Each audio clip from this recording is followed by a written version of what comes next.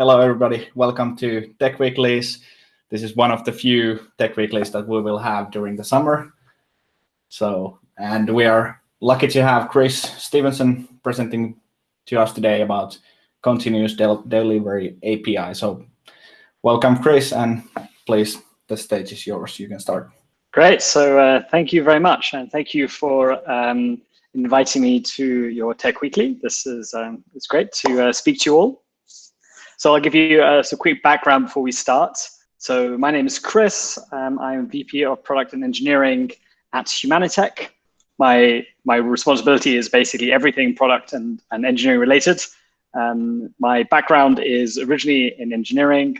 I started out doing things like running the high performance computing group at Llyod of London. I spent 3.5 years as a product manager at Google, and I've worked at various startups, mainly in and around the Berlin area. So kind of a bit of a diverse background.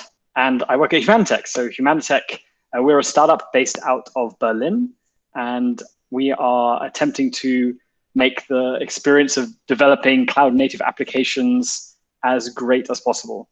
And to do that, we have developed what we call the continuous delivery API, which is what I'm going to be talking to you about today.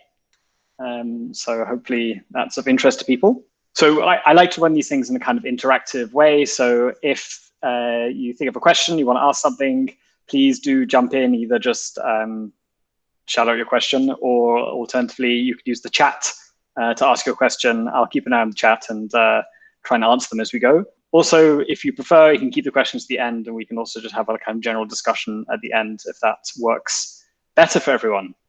So if that's okay with everyone, let's jump in then and talk about what is a continuous delivery API. And let's start off with the kind of premise. What is the problem? Like, if we zoom all the way back, the problem we're trying to solve. Fundamentally, we are talking about the intersection of developers and people in more operational roles. This is often called DevOps. And there's been a shift in the industry, which I'm sure you're all aware of over the last maybe 10, 15 years, going from a very siloed, throwing over the wall model to a DevOps model. So let's kind of start there. So we have the old world pre-DevOps, where we had a load of developers whose main competency was writing code. And then we have a load of operations people whose main competency is running that code on various bits of infrastructure. And what tends to happen is you start off as a developer, you write your code, you then metaphorically throw it over the wall to your operations team, who then have to pick it up and figure out how to get it to work.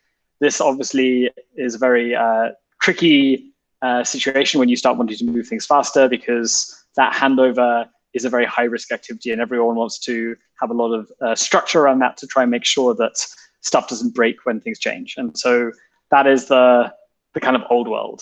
And the new world, the promise is that actually, why don't we take developers and operations people, sit them next to each other, and actually get everyone to do everything. So the kind of new world of DevOps is that everyone is an operations person and everyone's a developer. So it shouldn't be the job of an ops person to deploy a code to an environment. That can be done by a developer. At the same time, it shouldn't be an ops person should be able to come in and make a bug fix to some code if they discover a problem in code that's running in production, for example. So everyone can do everything. You might still have your more defined roles. You might be more of a developer person, more of an operations person. But in theory, everyone can touch everything. Everyone can do everything. And in that way, everyone comes together and you have a happy and fulfilled team that is highly productive. So that's the promise. The reality is actually more something like this diagram, where you have people who are mainly developers and people who are mainly operations people. And in practice, the developers are generally afraid to do things like deploy to complicated infrastructure, and would prefer it if someone else did that. And often this is someone else in their team. So maybe there is one person in your team. It's usually some kind of backend engineer who becomes the person who does all of the deployments. He builds the CI pipeline, or she builds infrastructure that the code runs on. And then other developers in the team rely on him or her to actually go and try and deploy things and make changes to things like CI pipelines and so on. At the other extreme end, you'd have the ops people who want to stay very much in that ops area. They're maybe not so keen to dive into Git repositories and so on. They prefer to keep everything kind of nice and structured in a kind of operational handbook, operational way of running things. So that is the real world. And this is kind of where we're trying to make a difference. So if you look at the spectrum of people between developers and operations, there's kind of a series of tasks which you can assign to be more a developer type task or more of an operations type task. So obviously writing application code is definitely a developer task. Provisioning new infrastructure is probably an operations task.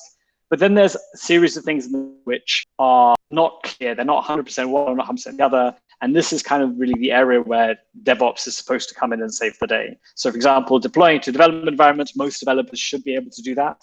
But deploying to production environments, maybe a few developers are confident to do that, but a lot of people may be not so confident. They prefer someone else to take the kind of take that job on. Creating new environments. So we have a dev environment, maybe we need another environment to do a feature test. Maybe most developers are not super au fait with building their own environment. Maybe they prefer their designated ops person to build that environment. And then somewhere in the middle, you've got building CI pipelines. That's probably something that an operations person maybe sets up, say Jenkins or something, and then the developer might parameterize a pipeline or add bits and pieces to a pipeline as their software needs it. So there's definitely a spectrum here. But the main thing that's kind of interesting is that if you're living the DevOps dream, then you want everyone to be able to do everything in this list, because otherwise it's not a kind of a DevOps type environment. But the big problem is that although you want everyone to do everything, you want to do it in a way that everyone doesn't have to become an expert. You don't want your 15-year experienced Java enterprise developer to have to figure out how to write Terraform scripts in order to provision something into a new environment. Or on the flip side, maybe a very detailed Terraform person doesn't want to have to figure out how a Java enterprise application is configured via Spring Boot, for example. So there's got to be some way for everyone to do these kind of core tasks that are needed in the development team, but to do them in a way that allows them to achieve what they want, but without having to be an expert in all of these particular areas that they're looking at. Obviously, if you have to become an expert, then that is a great deal of cognitive load. You learn a lot, you get a lot of distraction, you have to deal a lot with kind of context switching, and that generally kills people's flow. So this is where Humantic comes in. And so we really embrace this idea that everyone should be able to do everything, but we want to allow people to not be an expert in it. So the experts can set things up, and then non-experts can go ahead and actually get the job done without having to phone up the expert, send them a Slack message, disrupt their day and ask them to do something. So let's just go through some examples of kind of how this works. So we have our kind of developer persona on the left, we have our ops persona on the right. So as a developer, let's say that I want to do something complex. I want to create a new environment to test a feature that introduces breaking changes. So this is not maybe an everyday task, but it's definitely something that everyone, I hope, has experienced at some point. If you were to deploy your changes to the dev environment, you fundamentally change the dev environment and you block all of your colleagues who are trying to do stuff like bug fixing what is currently in production. So one solution to that is to spin up a new environment and test and make sure everything's there, and then move it across when it's kind of ready to go into the main flow of your environments. So this is the kind of thing that maybe developers are, I'm not confident I can do this myself. So in the Humantic world, there's a way for the operations team to pre-specify things. So you can say, for example, hey, if you want a new environment, all new dev environments run in, say, EKS, running in our develop AWS account. So the ops person can configure that, and then the developer can just go ahead and say, oh, yeah, actually, I just want to create an environment. Give me a new environment, and it will then be provisioned using the correct infrastructure in the correct place, the correct security permission, and so on for that particular use case. If we take another example, maybe a developer creates a new service, and this service needs a database. So that's great, very standard and straightforward request. But if you're trying to set up a new database, where do you provision it? I need to go and phone up someone that has the keys to my RDS instance to go and create a new Postgres database in that RDS instance? Who is that person? How do I get hold of them? And sort of things. Whereas using a Humantic system, the operations person can go and say, oh, well, actually, dev database are provisioned through Amazon RDS, and on production, we use this other system. So when you want a new database, the system knows how to create a database for you. And then finally, there's kind of things that everyone needs to do. Maybe you want to have a look at your environments. Maybe you have a bug in production that you can't reproduce in staging. So one of the first things you want to do then is say, okay, what is the material difference between production and staging? I know that they're obviously pointing at different databases, but what is the things that are not environment specific? Do we have the same configuration except for the things that we know are environment specific going on in this environment? And that's more kind of thing which is maybe cross-cutting. That's partly application configuration. That's partly infrastructure configuration. How can we look at that and how can we get an understanding together about what has changed, and then we can make decisions and understand how all of this works.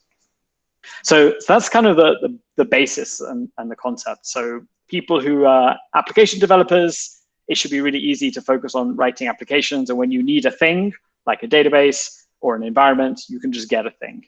From the operations side, you want to be able to automate everything that the developers need. So rather than when the developers need a database, them sending you a Slack question and say, hey, can you provision me a database?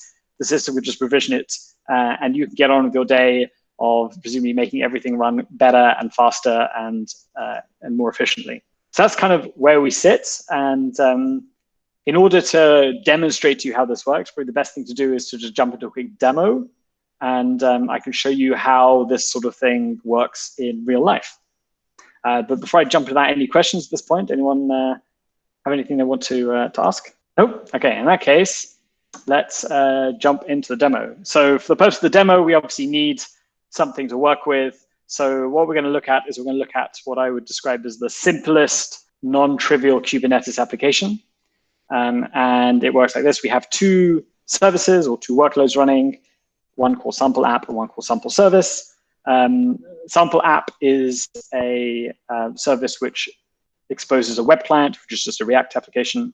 And it also acts as an API gateway or reverse proxy to the sample service, which is the backend. And this is basically a CRUD stack, and it actually stores and pulls data from a Postgres database. And this Postgres database lives outside of the cluster.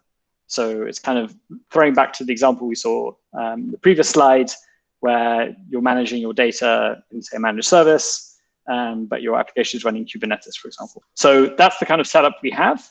So let us jump in and have a look at how that works from the Humantic situation.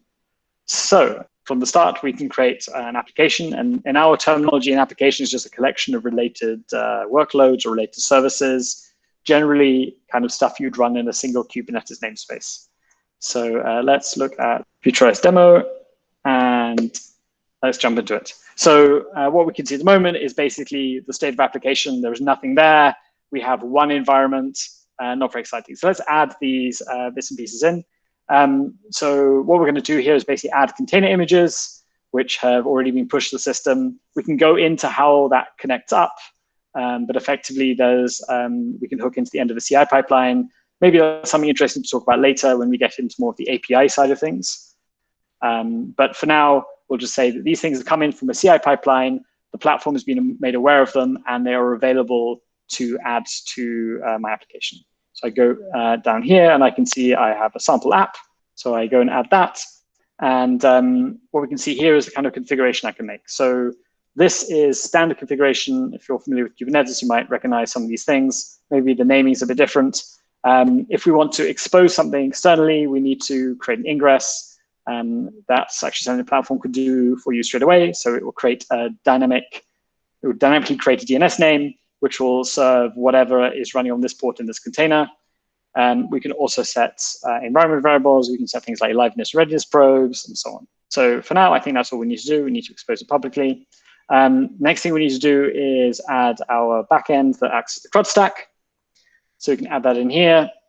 Now, in this situation, we also need to tell Humanitec that there's dependency, that this service has dependency on a database. So we can go over here and we can create a database. This doesn't actually create a database immediately. What it does is it just tells Humanitec, hey, this workload we have here has a dependency on a Postgres database. So when you deploy it, please go and figure out how to create a database that this service can use. Obviously, having a database is great, but you also need to connect it into your application code. And so we can use some environmental variables from there. We can add a connection string. And I will cheaply copy and paste that in here. So what you can see here is that all of the stuff that's in blue, which I can probably zoom in, maybe that will make it easier for you to see. All of the stuff here in blue are what we call placeholders. So these are basically values that are replaced at deployment time. So this includes the username of the database, it includes the password of the database, and how to access the database, so the host, the port, and the database name itself. So this gives us the ability to dynamically provision these resources like databases whenever we need. And we can see that in a moment when we go to talk about managing things across environments. So I create this and we're done. So what we have now is we have a very simple application. Hopefully it looks very similar to the example we have here. And basically, we can now go ahead and deploy it. So whenever we manage anything through Humantic, we are logging everything that changes. So for every environment, we know every single thing that's happened to that environment, and we can analyze it and manage it. So here we have a diff from nothing, which is you've added 2 modules. So sample app and sample service, which is great. Not very interesting, but we'll look at a more interesting one in a second. So add a comment so that we can find out what we're doing later. And then we let the thing go off and run. So what it's doing now is it's going to deployment. So what that is it's connecting to a Kubernetes cluster. It's going to deploy these 2 deployments into the Kubernetes cluster. It's also going to provision this database that we were talking about. It's also generating a DNS name and also setting up the certificates for that so that our application is up and running as quickly as possible. So what we can see here is we've got our DNS name that's been created. And actually, we can go and look at that application. So we have a very exciting task application. We can create a task, do webinar. I can post that in, and that's actually going through and being saved in the database and going through the service and so on. So all of that linkage, which we talked about in connection to the database, exists. So this is actually being persisted in the database. So that's great. We have our basic application. Now that's kind of the bootstrap phase. Most of the interesting stuff happens actually once you have your application up and running and you're making changes to it as you're developing. So let's say we're here in the development environment. Maybe we want to make a change. Maybe we need to change some configuration. So we can go in and make an update in our sample app. Let's say we need to add an additional variable. So let's say I want to add a new configuration variable, and I want it to be a very creative name and a creative value. I can put that in, and here I've updated some application configuration. I want to do another deployment. So I go ahead and look at the deployment, and what we can see here is we're now seeing a detailed description of what's actually changed between these 2, between the previous deployment and what we have now. So you can see here, I've added new config hello world to the sample app container in the sample app module. So I can say added variable, and I can do deployment. Now, what you can see here is that as we do the deployment, we have what is currently being deployed. We also have our original deployment. So we can always go back and look at the history of what's happened in our environment, which is super useful because that means that we can do things like rollback. We can do analysis between different deployments and so on. So if we go into here and look, we can see that there will be no additional variable. But if we go into here, then we can see that that additional variable has been added. We also see here that we have some logs, so telling us what's actually happened in a particular container, which is also super useful. So that is that's a kind of the basic structure. Now, what if we want to do some of these other tasks that we had in the previous slide? So we've already added the database. That was super easy. What if we want to create an environment based off something that we already have? So let's say we want to take our deployment and we actually want to create an environment based off that deployment. let's say that this is what's going to go to our, say, staging environment. So what we can do here is we can say, well, we want to take this first deployment and we want to clone it to an environment. In this case, we're going to create a new environment. Let's call the environment staging, and we can go ahead and create that. So what we have now is we have the material configuration we had from our development environment. So you can see it's the original deployment without the additional variable, but we have all the things like databases set up and so on. So if we go ahead and deploy this, what we should get is exactly what we had when we originally deployed, but with a new DNS name, with a new database, and these two environments are running independently of each other. So let's go ahead and do that. So again, basic setup. So first deploy staging, you go ahead and deploy that. And again, what it's going to be doing is it's been creating a new database, it's going to be creating a new DNS name, and it's going to deploy this into a new namespace in the cluster. So this gives us the ability at the kind of almost in a one-click manner to create additional environments and then deploy things into those environments. As you kind of develop your kind of standard continuous delivery model of having, say, your dev, staging, maybe a QA, production environment, it becomes very easy to move these things across, because effectively all you need to do is to, say, clone this to a particular environment, and you can then be sure that the same configuration is running in the new environment as was running in the original environment, which is obviously very useful and makes everything work pretty easily from a kind of conceptual perspective. So we'll just wait for this to go ahead and run. While we're waiting for that, any questions that anyone has at this point? No? Okay. So if we go and have a look at this, we can see we've got another app, and what you'll notice is that we don't have the data that we had from our first app running in here. So we have a clean database, we have a clean separation, we have a different DNS name, which you can see there.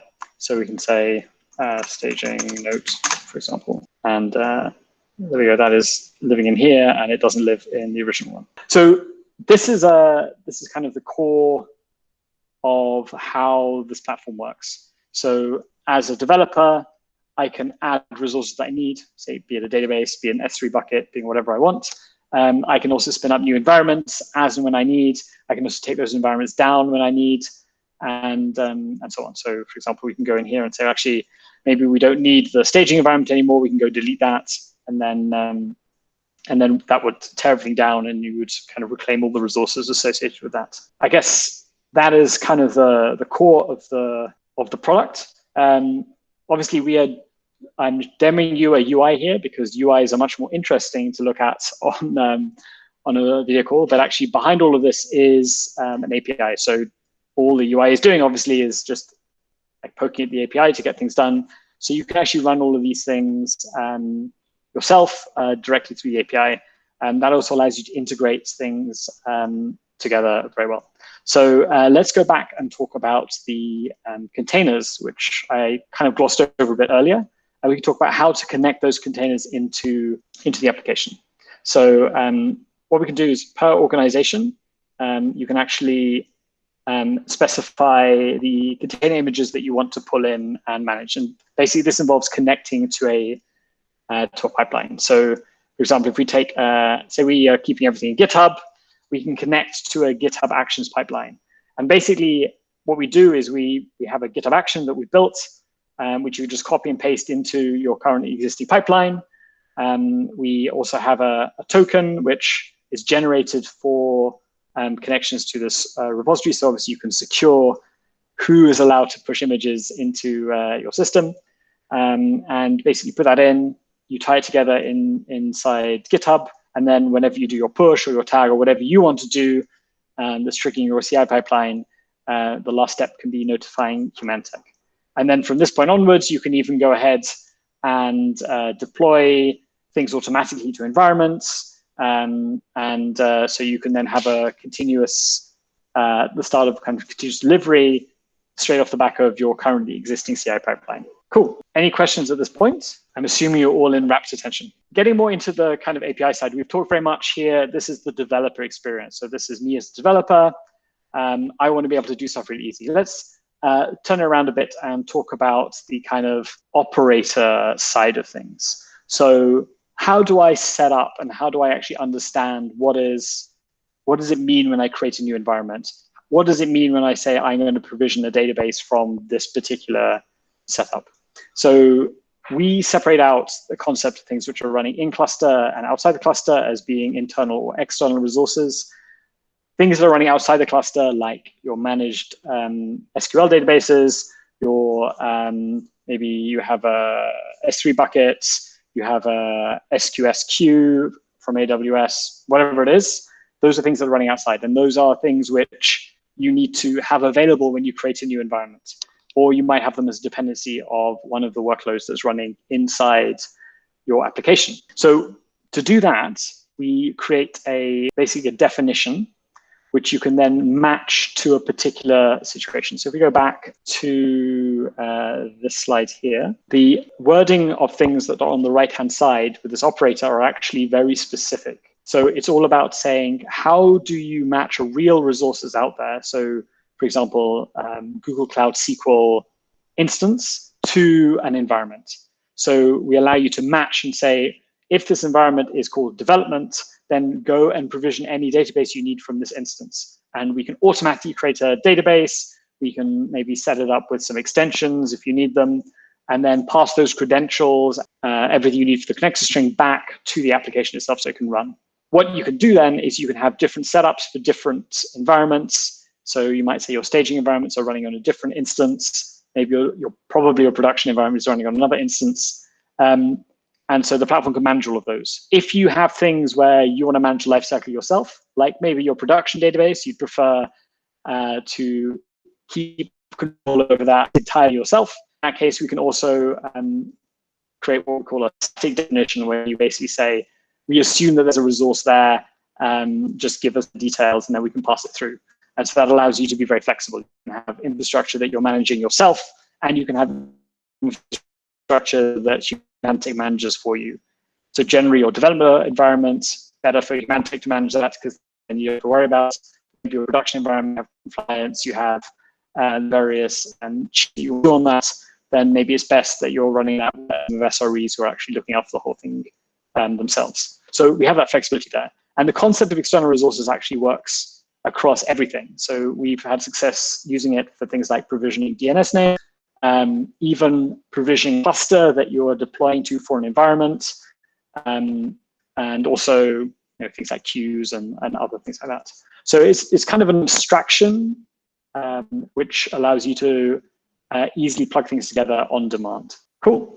So really, as a kind of takeaway here, the main thing to understand that allows developers to focus on developing the concept of kind of, if I need a thing, I can just get the thing, be it an environment, a cluster, a database, a DNS name, whatever.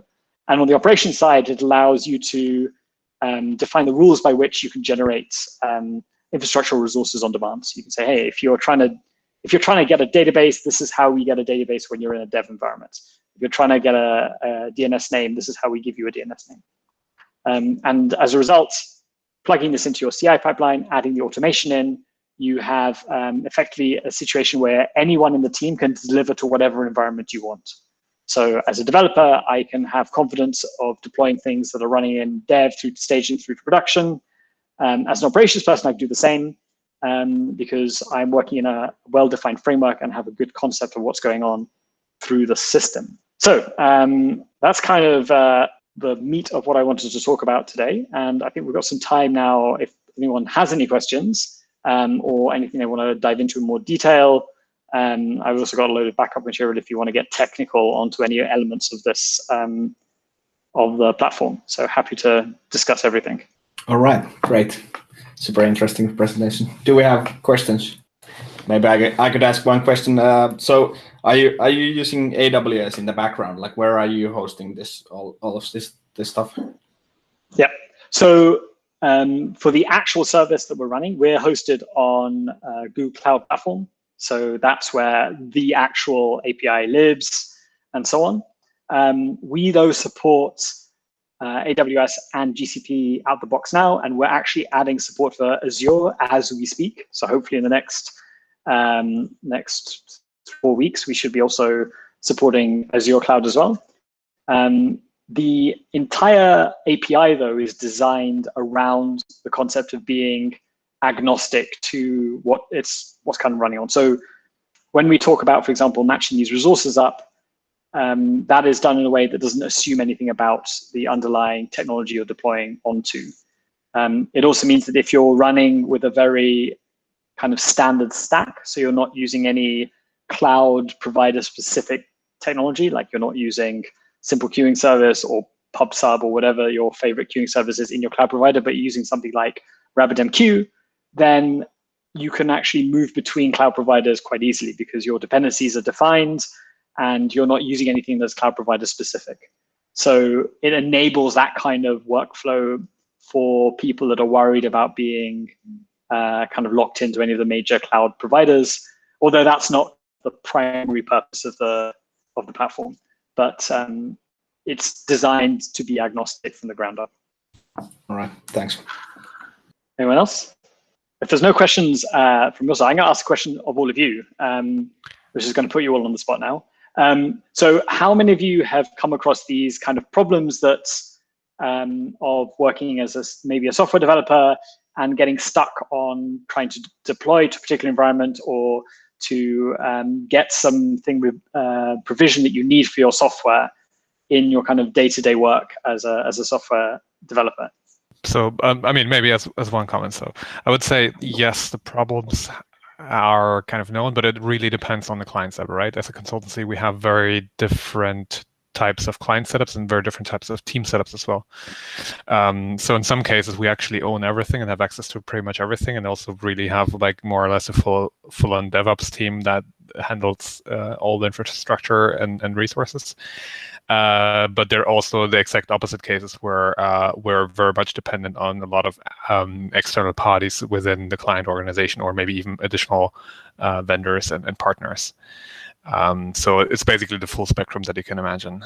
But to kind of talk about the kind of general problem space, what's kind of interesting to me is that whether you are in a kind of relatively small, kind of isolated team, or whether you're across a wider organization, idea that someone in the team becomes the person responsible for provisioning infrastructure, managing the CI tool, and other people in the team will kind of move away from that and focus on other areas. There's kind of internal specializations, which can then over time cause friction. Is that something that resonates with the team, even given the wide variety of situations that you find yourself in on client sites? But yeah, I mean, also that I would say it's often also due to inclination of people's individual kind of likes and dislikes, kind of, right? But yeah, operations is often a topic that some people shy away from. That's for sure. But I would be more interested in this also then. So from an operations perspective, if we look at monitoring, logging solutions, and so on and so forth, how would that tie into the workflow here? How would we, I don't know, for example, set up service meshes or other instrumentation layers? Yep. So on the instrumentation kind of side, that's actually something we're looking at in Q3 to provide something out of the box. So at the moment we provide very minimal things. So we can give you the status of your pods. We can give you the logs of your pods, which is kind of a baseline, I guess. What we're looking at this quarter is to actually provide out of the box support to drop in whatever logging solution you want. Monitoring solution you want. So let's say you're trying to connect with Datadog, you could automatically provision out the sidecar as part of a deployment, which will then allow you to pull data and then run it through Datadog. We don't want to be your monitoring solution. You probably have a monitoring solution out there. But what we want to do is to reduce the burden on developers and burden on the operations team to have to handcraft how to integrate these monitoring solutions into your application. The advantage of things like Kubernetes is that it provides a whole load of standardized interfaces. And the problem is that even though these standardized interfaces exist, most of the time, most people are building the solution against those standardized interfaces every time. And with the Humantic system, the idea is that you can basically define that once and then roll it out to your entire application stack. So you can focus on writing your software, and then the kind of plumbing everything together is just kind of an implementation detail that you don't have to worry about. Yeah, so that's something we're looking at as I said, this quarter, and we're actually really excited about working with that. Cool, thank you. And then one last question, what about pricing? What's the pricing model?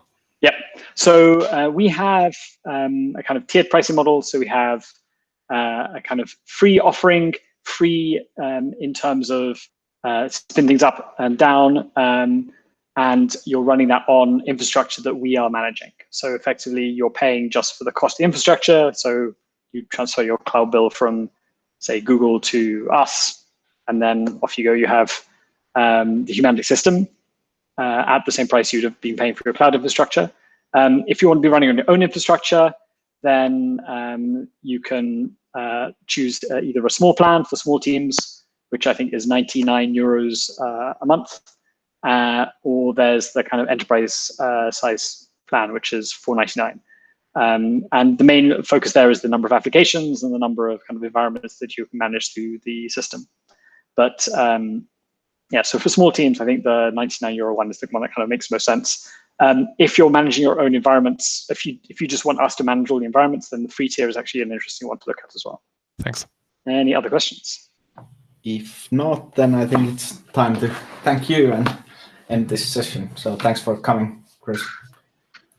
Great. Well, thank you very much for inviting me. And if you have any questions afterwards, I'm sure you can get hold of my email address and drop me questions or whatever if you want further details. I'm happy to ask or jump on a future call if you have any pressing concerns that come up, maybe in the shower later on today or something.